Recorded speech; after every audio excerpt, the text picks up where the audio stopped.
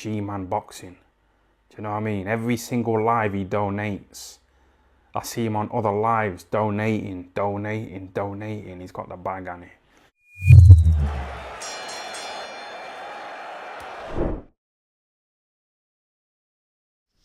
Alright, so Robert Helenius repeats his victory, defeats Adam Kownacki. I was going to say stops him, but he didn't stop him. It was a disqualification from consistent low blows by Adam Kownacki.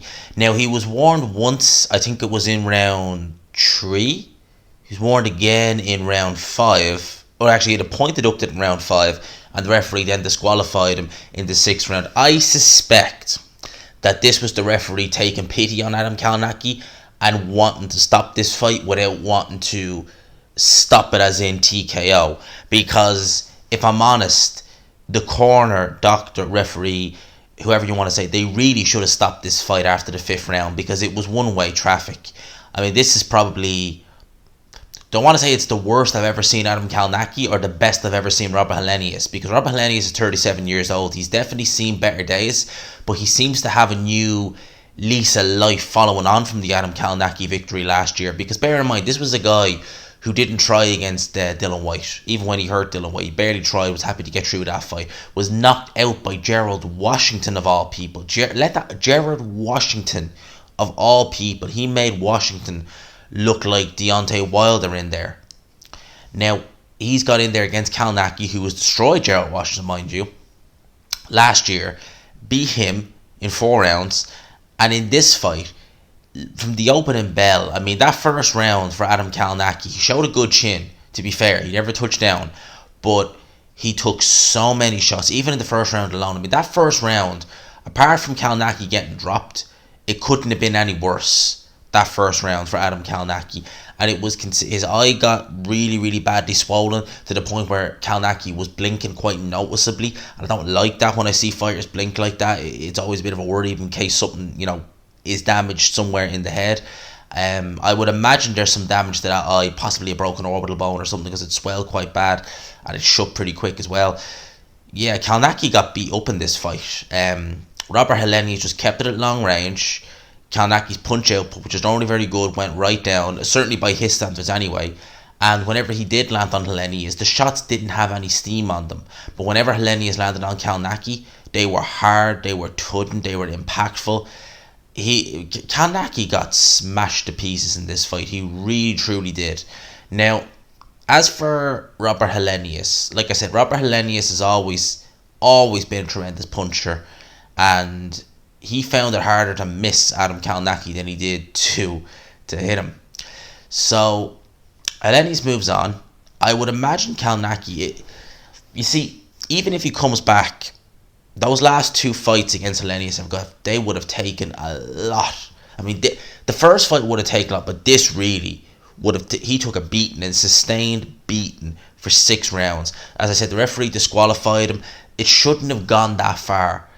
I really think they should have pulled him out. I was hoping they would have after the 5th round, because in my opinion, he took enough punishment at that point. Helenius was using this jab. He was throwing some uppercuts. Again, not the fastest of hand or the foot, Helenius, but Kownacki just made himself such an easy target for Helenius to hit that Helenius just was able to just land almost at will at some stages in this fight. Hurt him actually quite bad in the 5th round, and with 30 seconds to go, referee could have actually stepped in and stopped it. I wouldn't have complained if he did. Near the end of the 5th round, when Adam Kownacki got hurt again, Helenius moves on. Who do you put him in there with now? I reckon, now maybe this could be a risk, but he is highly ranked with WBA.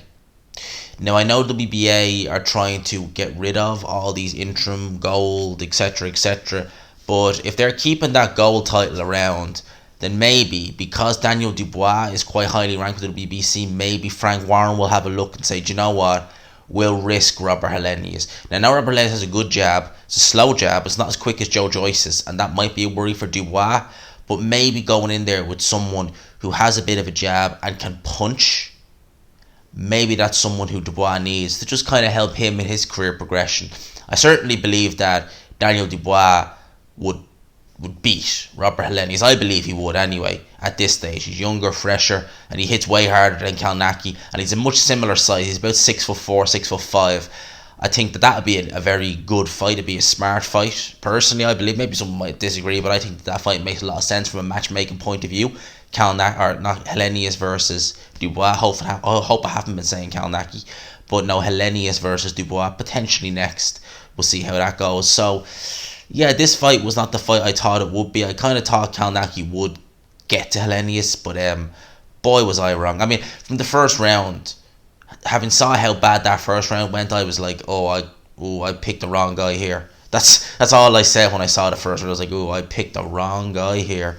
So Kownacki, it's a long road back, but this was a damaging fight, very damaging. He took a lot of punishment in there, so we'll see what he does. Helenius, again, he's made himself some paydays. Where was this Helenius 10 years ago is the question I have. Who was confident, who was really using this jab, his uppercut. Where was he 10 years ago?